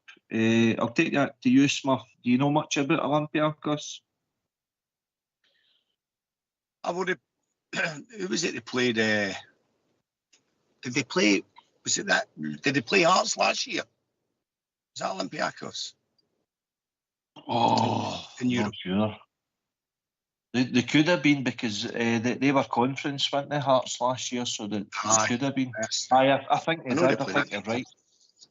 And I looked at them then, and I remember what stuck out. They had a right back. He was a Brazilian boy, and he looked really, really useful. But in all honesty, I think you coined that phrase there, muchness, and I think there's.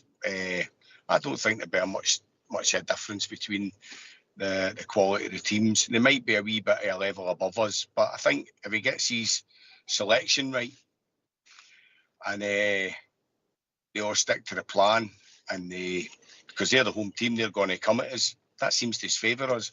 I think we could get change at them, and so I'm confident we can get a result, a draw, hopefully a win. So I'm not really that frightened about it, and it's an opportunity. It's an opportunity for people to come in and claim jerseys. I'd like to see Sterling start at right back.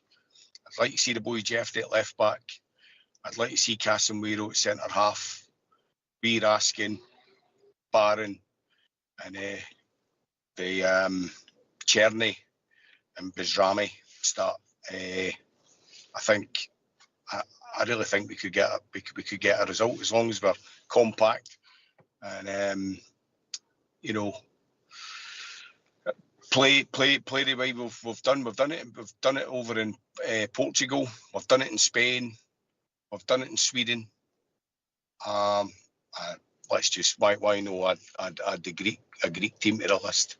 Nah, I've no fear. I've no fear at all. Good. Andy, your own thoughts? I think that player you were looking for there, Rodney, Brazilian, he seems to be a little like Tav. I think he's actually a right back, but he's been forced up the park now. Aye, he's a very, very good player. Aye, there so. You're losing me there.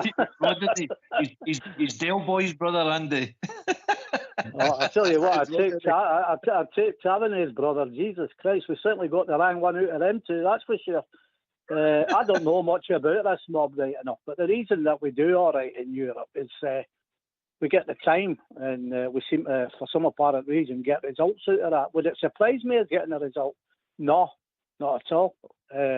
Listen, Every game we play, as poor as I think we are, I think we're going to win it. Even if we're getting beat 2-0, I think we'll get a draw in the last 10 minutes. It doesn't work that way, and it's just your blind faith in your team. But I don't know. Look, if they could get a draw out of that, or even a win, then they've qualified. And I get that we need the money. I just want to see Europe's. We're never going to win out in Europe. You know, we got to the final. That was a great thing. But we're never going to win a European trophy. We start winning in Scotland, we get the chance to go into these group stages. I know they're going to change it. You know, they'll probably change it. We'll have to qualify again, even if we won it now in Alec, after getting a coefficient up and letting them cream the money off it. But that's been our ineptness, not to be able to carry it through and go straight into these Champions Leagues. And then we would have money. It's worrying. That's all it is for me. Like I say, I won't change on my opinions, but listen, I don't know where we go here. I really don't. I mean, I don't see us going forward at all. If he changes his formation and all that, when we get back him, and let's put it this way. Let's say we go and get a result. Please do us a favour. Set up a team in Scotland the game after it, and go out and show the same, wanting to get a result in Scotland as they seem to do in Europe. That would help for a start, would it not? Because we don't. I don't know what they think. Do they think we're all? I don't know what they think of us. Do they think they're an easy touch here? Well, no way. No Scottish people or Scottish teams that I've ever known lie down. They'll get stuck into you. You could be 4-5-0 down, but they'll still be kicking 10 bells out of you. They have to man up. That's half of the battle as well. If they stood up, the 50-50s we pull out is alarming. Do you ever see a Rangers team do that? You watch it, and it's constant in every game. I mean, you're only blood, flesh and bones. I keep saying it. Man up, stick up to them. You don't know where it's going to go. But on Thursday night, did it surprise me? No, not at all. I think anything's possible where things are concerned in Europe. It's just back aim. You just know what you're going to get, don't you? So that's my take. The rest of it, I don't know anything about them. I think they're playing green and white, do they? Oh, red and white. Oh, red and white. I must be thinking of the other one. Was it the other one that came and spanked us in a friendly? Panathinaikos. No, actually, we played Olympiacos. We actually played just a couple of years ago at Ibrox. Andy and Albert, they actually beat us 3-1 that time, and they looked very impressive, to be honest with you. I think Michael Beale was their manager. Scotty, to be honest about it. They sure did. But listen, see what Andy's saying there. I actually listened a wee bit to Clyde before I come on there, and they had a kind of great correspondent to deal with, and they sound very similar to us. The guy says, we don't know what Olympiacos will show up. He says that they perform not great in the Greek league because there's a lot of teams that have a low block and they struggle to break through. He says, but in Europe they seem to thrive a wee bit more in the open spaces and team having a go at them and things like that. You'd have thought that he was talking about us rather than Olympiacos, so it could be an open game tomorrow night, Albert. What's your thoughts? Hopefully it is a decent game to watch. Let's be honest about it. Then there's a lot of people going out there paying a lot of money to go there as well. So let's hope they get entertained and get a Rangers victory. That's what you're looking for. But it's one of these situations that Europe we play well in. Don't know why, but we do. We can guess what all we want, what's happening with that. But at the end of the day, as long as Rangers win, I really don't care why we play, to be honest with you, as long as we win. But it's a tall order. It is a tall order because, for all accounts, they're not a bad team. If they're anything like that team we played in the friendly at Ibrox, I mean, they were excellent. They just outfought us, totally outfought us, outran us, outmuscled us, outskilled us a lot. They tanked us, let's be honest. They absolutely tanked us. But Michael Beale said that he wanted his team tired to get into that game tired. I remember him saying that. He says, I like my team to play tired in pre-season friendlies. Whatever reason, work it out yourselves. I don't know. But that's what he said. So we went in and played tired and we get scudded. Then we were supposed to bounce back in the first game of the season against Clement away. We get scudded. You're saying, well, that's the... Aye. We weren't tired enough. That's probably the reason we get beat that one. But I don't know. I mean, that nonsense. They start that nonsense, talking that nonsense. I don't understand it.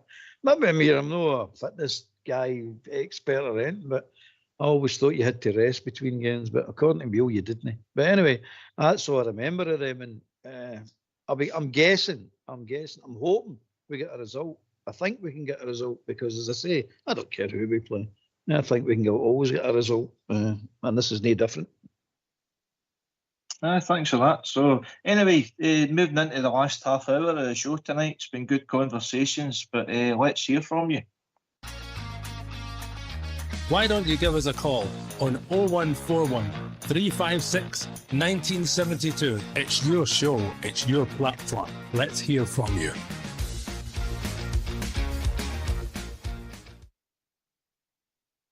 Smurf, I'll come to you now. As I say, just looking at our previous games against the Greek opponents, we played AEK Athens. That would be under Walter. 94-95 season. We lost 3-0 in aggregate. That one, I remember that one. That was a sore defeat. We then plays POAOK Salonika. 98-99 season. We lost 2-0 on aggregate. In fact, no, we didn't. We qualified. Tell a lie. We won 2-0 at home and then drew 0-0 away from him. Panathinaikos, we've actually played a couple of times. We played them in the group stages in 03-04 season. We drew 1 each away from him and then lost 3-1 at home to them. In 2008, the year we went to UEFA Cup final, we played Panathinaikos again the last 16, where we drew 1 each at away from home. We drew 0-0 at home and we drew 1 each away from home, and that got us through an away goal. So they're tough opponents for us, particularly away from home. We've not really done that well. Olympiacos have got a good home record. It's going to be difficult again, mate. Well, you're going to deal with a really partisan crowd. They sign a good standard of player. There'll be a few Greek internationals, and then there'll be a smattering of South Americans. There usually is, and it's not going to be easy. But that'll just make victory all the more sweeter. I think we're going to be under pressure, and I think we've got, if we play with intelligence, we can hit in the break. I think we're good for a goal, and it just puts them under pressure, the home team under pressure. So, no, it's a different kind of test for the team and the players, and if they approach it in the right manner, I think we can get a positive result. I really believe that. So I'm no frightened. I think it'll all come down to his selection and the attitude of the players on the pitch. Aye, fair enough. Andy, we touched on Leeds 92, 32 years ago yesterday. Where were you? Nearly getting chinned by a bus full of Leeds fans when we stuffed them at Ellen Road, because that's saying Pudsey, like my lady said she could hear me from the cenotaph when I was coming down.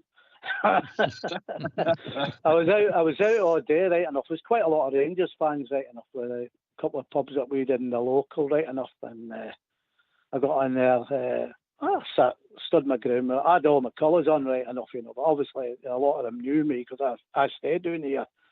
I just, there was a big guy wanting to take me out as well, going before we got on the bus. But I had about 15 of the guys in that come over from the end of Aunt Loyal and my dad's house that night. Christ Almighty, we took the roof off the house. But trying to get back home, that was because see, when you went back up the ring road, the bus was full of Leeds, like the Pudsey crew. And I'm sat on there again at the Sash and Lalvies and all that. They wouldn't be best pleased. And my lady's standing at the door. You get in this house here, you're going to get yourself killed. Aye. Yeah, it was a great night, that, all right enough. I just missed out on a ticket, actually. A couple of minutes before a guy got ordered a ticket, right enough. But I must admit, all the guys that had come over from the club we were in, they couldn't get tickets. So I said, come up with Dad. My dad was in his element. Or the Rangers fans doing and all that, and they were all in awe of him with all his pictures on the wall with Wally Woodburn and all that, all the old teams and all that, like, you know. But it was a great night, and it was, that was a team, wasn't it? You know, great result. With a few quid on that as well. There's the team I played in and all that bit that we the Spankers and that Thompson, that Liverpool guy said, Rangers still get murdered when they come down here. So I had quite a lot of joy out of that, and pockets was bulging for the weekend. Did I let him know? Yeah, great. It's just a shame. My dad was down at 68 when I come down there. We brought the official was 15,000, but there was upwards of 20. But that night they wrecked the place. But I could tell you a few stories, but you wouldn't be allowed them on there, to be honest with you, about that one. But yeah, that was when we. See, like, you're on about intimidation and all that. See, back in the day, that would never have bothered the Rangers, no matter what players we had in our back. But what, you know, you were at the club to stand up to them, and you what was expected of you. The modern day ones, well, you don't know, they get fate. Like, you know, we know Tavernier does, doesn't he? 3 Kilmarnock fans in a dug, and he said it puts them off. You remember that statement? You know what I mean? And that's your club captain. But you know, I'm living in the SD. Our problem is I've not come out of the 70s and 80s, so that although we didn't win everything at the time and all that, but I was lucky to see the 2 trebles.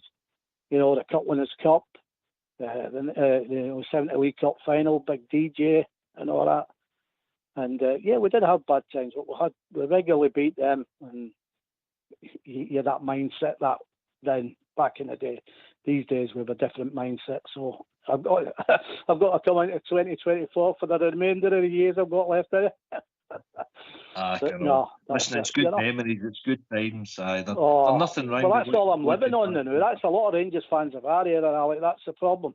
Yeah, that's what we're living on. We're not seeing any trophies coming in. That's what breaks your heart.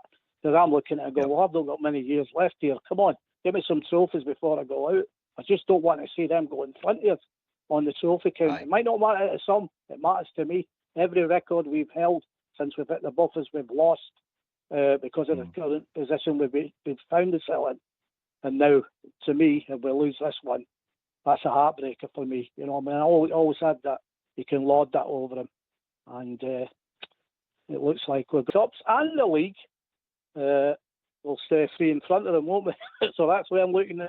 So there you go, Albert. No grey flag, no surrender flag. That's more like it, Andy, boy. That's more like it. Well done.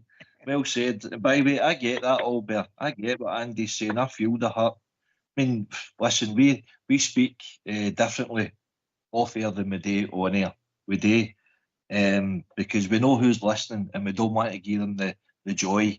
You know what he did in that. So don't get the wrong impression about any. You've met us personally, Andy. You know what I'm like. Albert, Southside, Big Stevie, Ox, the lot of us. We all hurt. We all feel the same. And we all feel the joy when the team's doing well, Albert. So listen, Andy spoke about if you fancy a wee flutter on the Rangers tomorrow night, I'd a wee look at the odds. 31-10 for a Rangers victory. 5-2 even for a draw. Or it's 10-11 for Olympiacos to win. So Olympiacos are the bookies' favourites, but you don't play on paper, pal. You play on the park. Albert? Aye, right, Rangers. I think you're fair on me. That's the way I look at it. A wee flutter might be going coming my way, but I don't know. We'll see. I'm like Andy. I see. We're living in memory, of course we are. That's definitely, there's no a truer word has never been spoke. It's a fact. And I'm the same as Andy. Time is running out, and you're saying to yourself, come on, let's get this sorted, and let's start going on a winning way again. The trophy haul, it doesn't bother me, mate. I still think we'll stay ahead. It's just one of the things. And even if we don't, we'll get it right eventually. We'll just get it back, mate. There's just no doubt about that. They're nothing to worry about. Nothing at all, mate. They've got it all their own way for the last 12 years. No competition, no nothing. We done all the donkey work. They're reaping the prizes of the European money. They don't deserve it. That's a fact of life, mate. They don't. But they've got it. So I'm no bothered about getting back. I know we'll get back. It's just when. That's all it is, mate. We will definitely get back, and we'll start winning trophies. But remember, we get in tap this time. We'll not let them up again. Trust me, mate. Once they're down, they're staying down. Aye, listen, Smurf, I think a lot of frustration in the Rangers support is you go back to that speech Gerrard made after we've just lifted the trophy, we fix the roof when the sun is shining. Oof. I think that's where the frustrations is support. And I can get that. For me, that's where we should have been kicking on and we didn't, and we took the wrong route.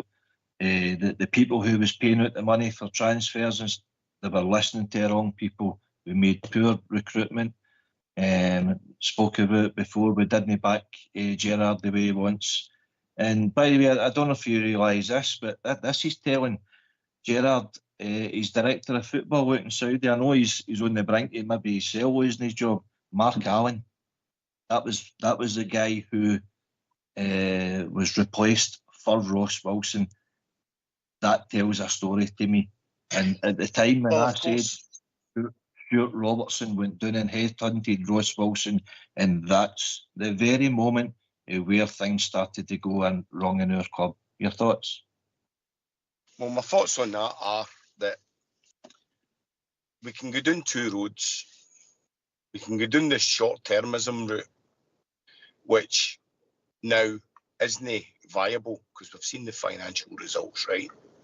We've also got the financial fair play. So short-termism isn't a thing for us. It's not an option. All we can do is fix our foundations for sustained success for the future. And, that's what the club's trying to do. We've got to get an executive in. We've got to get a financial model whereby when we pay transfer fees, the guys we buy, we sell on for more than we paid for them. And it's not always going to be about making 25 million here. It's just so you're not losing and hemorrhaging money, even if you just get your money back to reinvest. So we're in a situation where we've still got a lot of players that this manager never signed. And I'm not calling them parasites, but their presence is parasitic. They're sucking money out the club, the club can't afford, and they're getting very little in return. So they've got to be getting rid of. And look, it's all academic. If the manager goes on a run, terrible defeats, we'll get to a saturation point where he will go, but the course won't change. Nobody's going to come in with a checkbook and start splashing out money. It'll be one out and one in within the financial constraints of the club. And that's the right course. We've got to build our foundations and get back to where we were, as you quite rightly said, when Gerrard won the league and Mark Allen was at the club. We need to get back to their levels. However, what I will say is they weren't really operating under the financial fair play that's been imposed, because it's been sort of, that wheel's been reinvented upon the subsequent managers since. The club's made poor choices, or the directors made poor choices back then, and we're paying for it now. And we've got a man in charge who everybody's clamouring for his head, when really they're lucky he never walked away at the end of last season. So just be careful what you wish for. If the thing doesn't go right and he keeps losing games, the outcome's academic, but we've got to stay the course. Stop thinking about that. It hurts and pains us about the record, and they'll go a trophy or two ahead of us, whatever. We've got to get the foundations right, and then we'll go forward from there, and we'll clock back. And as Albert said, once we get back in the ascendancy, and the coin will turn, you've just got to give it time, and we get our foot in their throat, and then we don't let them up. We've got to keep it going. That's my wee take on it anyway. Well said. I agree with a lot of what you said there, and I think Andy would as well. No, maybe all I know what he's like, but I think where Andy's coming from, and I can see it there. The thing that kept Gerrard at our club for the duration that he was there is he did start laying gloves on Celtic early. He beat them the second game. I think he'd 8 wins in the 13 games he's played. Clement's yet to beat them, but 3 day games has been at Celtic Park. You know, one of them's been at Hampden and he's had a 3-week Clement Ibrox, you know. That's right, but you've got to understand, you look at the James Tavernier that Gerrard inherited, and you look at the version of James Tavernier that Clement inherited. They're different animals. Clement inherited a Dessers, but Gerrard inherited Alfie and took him into his best years at Rangers, you know. A guy that never really reached his potential and should have been sold at a certain point and wasn't.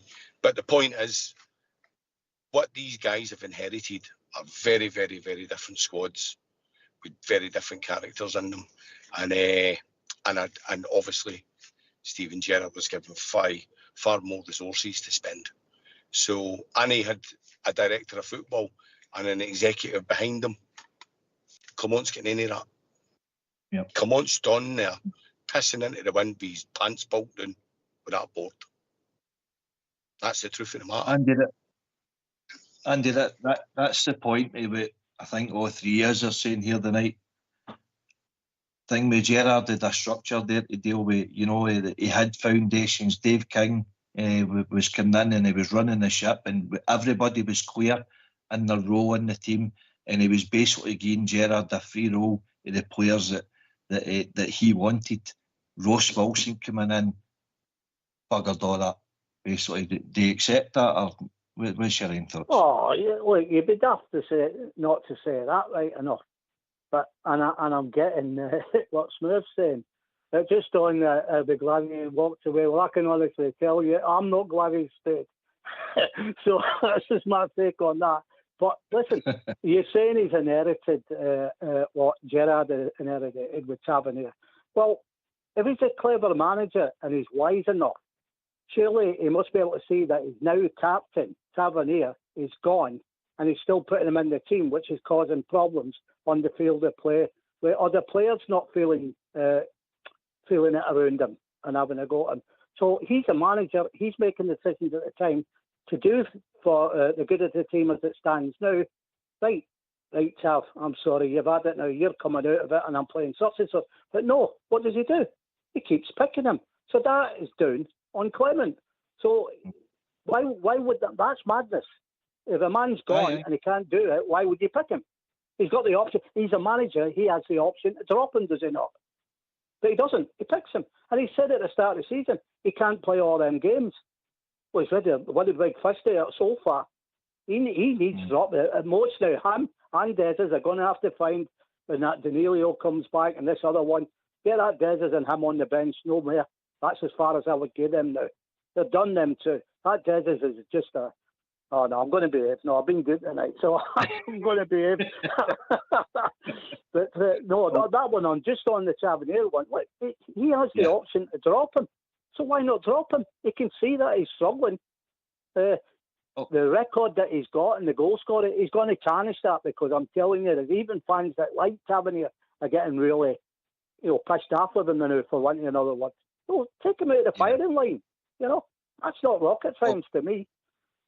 Albert, that's a fair point that Andy says there. And listen, Dick Advocat done it with Amoruso, didn't he? When he became a wee bit of a problem for the team, he wasn't long stripping the captaincy, getting it onto Barry Ferguson. A great move.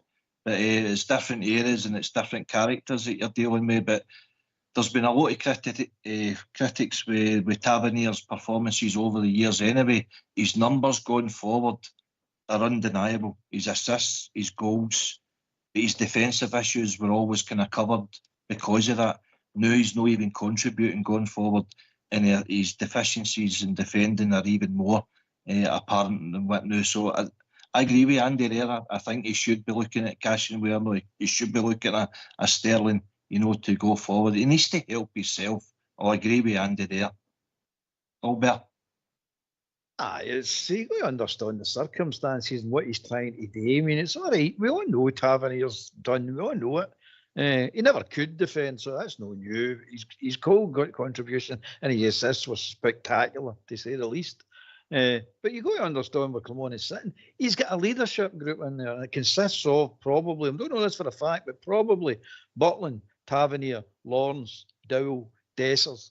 That's his party's leadership group. and he's trying to show loyalty to them. That's what he's doing. He's played them against most of this season, and he's played them against Aberdeen, and he got a shocker at Aberdeen. He was hoping they were going to get a result up there and protect the young troops. That's what he's doing. But he's realising now, and it always was the plan to bring the young troops in. But he's trying to drip feed them into the team. But no, he done it on Sunday. And I think everybody's seen the difference when he puts Stirling right back. You've seen it yourself.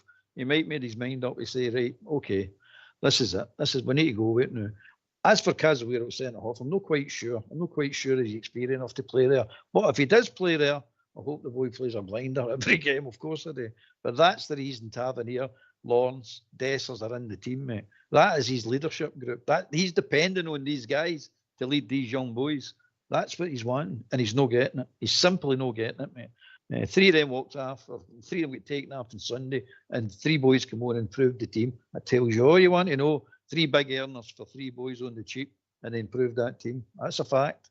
Okay, Motherwell might be tired, but anyway, we'll take that another day. But that's the reason Tavernier's playing. It's a leadership thing. That's a fair point as well, Smurf. The 5 players that Albert mentioned there, I think he could be looking to hunt them, if no in January, at least for next season, and you'd probably be a better team. You need a full refresh, and this is what Southside's on about. It's going to take 3-4 windows to get all the players. I mean, I go back to, I said at the start of the show, Alec Ferguson had 4 years trying to get rid of all the bad apples out of the club. Klopp had the same problem at Liverpool. This is what Clement's facing. And if you cast your mind back to a couple of years ago with Gio, he had pretty similar with Goldson, with Tavernier, with Morelos, with Kent. You know, a load of bad apples in that dressing room then, that were getting their own way. Right, well, if you look at it, he's had 2 windies. Right, he's brought boys in on these sort of try before you buy sort of deals, you know, and obligations and stuff. Last Christmas and New Year, I think he brought in Diamondi then, wasn't it? And then he said the summer one, and there was a block going out, and these players had to go before he could bring in. This is going to be his 3rd windy, and you've just highlighted the players that came off and how the replacements improved the team. If we can get the guys out the door, and in Matondo and wee Ridvan and etc., if we can start getting howking these guys and getting them in, and it is going to take, because some of them are on big wages, you know, and some of them are not going to want to go. If we can slowly but surely, and that's why I'm saying with the length of the contracts, it could take 3 years. We're 2 windies in, and I think it's going to take another 3 or 4. Who knows? And it'll be a vastly improved squad. Whether Clement's here to lead them, that'll depend on him. That'll be down to himself and his stubbornness. But we don't know what we don't know. We don't know the dynamics behind the scenes. You don't know who's fell out with who. You don't know what cliques are formed. And with everything else that's going on behind the scenes in terms of the executive and trying to punt players and try to get guys in, try to convince players to come to the club, and they're not going to get offered the money some of these other guys were getting, or that are currently at the club are on, your Matondos and that. It's a big ask, so he's got to maybe try and cock Annie and keep certain players sweet for the sake of the season ahead, but actually he would like to get ready. So like I say, you don't know what you don't know. It's easy to judge for you're outside looking in. I just can't wait for the next window to come quick enough, if only to get rid of more dead wood and try and refresh the squad a wee bit more, and hopefully you get a wee bounce off that. Andy, we're trying to explain the difficulties that Clement has. It's fair points for everybody. I can see where you're coming from. I can see where Albert's coming from.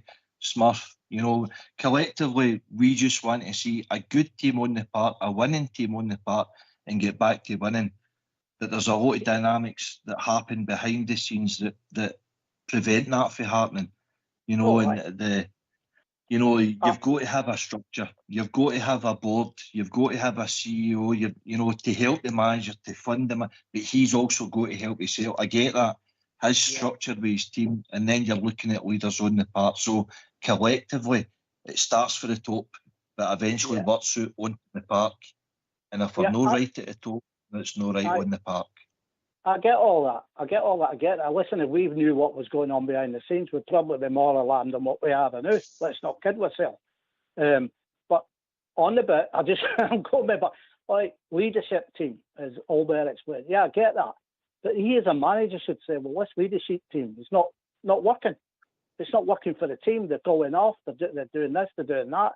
Find another leadership team. Now, I know he's got young boys, but we're talking about having to go forward. So he needs to find another leadership team that'll run through brick walls and get stuck in instead of listening to these guys that are just going to continue to let down.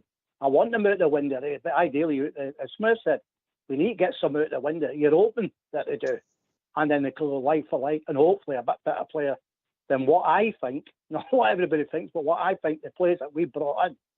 I just don't see it. I hope they prove me wrong, and if they prove me wrong, I'll come on here and I'll tell you I got it wrong. But listen, I only speak up to what's happening now. And what's happening now is frightening to me. That's what worries me. If we start playing good, go on a run, then I'll come on and I'll say that. I'm not stupid, but I don't like what I'm saying. If that's the leadership team that keeps letting us down, then he, again, as manager, is inside that. He needs to get something down and say, right, you, and you, you're not the leadership team anymore. I'm done with this. I'm going to go another direction. That's what he needs to do. And that's him, the manager. That's fair enough, Andy. Andy, listen, we're coming to that time of night now. We're needing to wrap up. But thanks again for your call. You've made some great points. You've stood your ground as usual. I didn't expect anything less, but thanks again for coming on.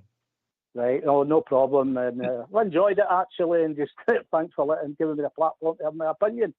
And I'll catch you all later. Brilliant, Andy. Smurf, your final thoughts? We're just wrapping up now.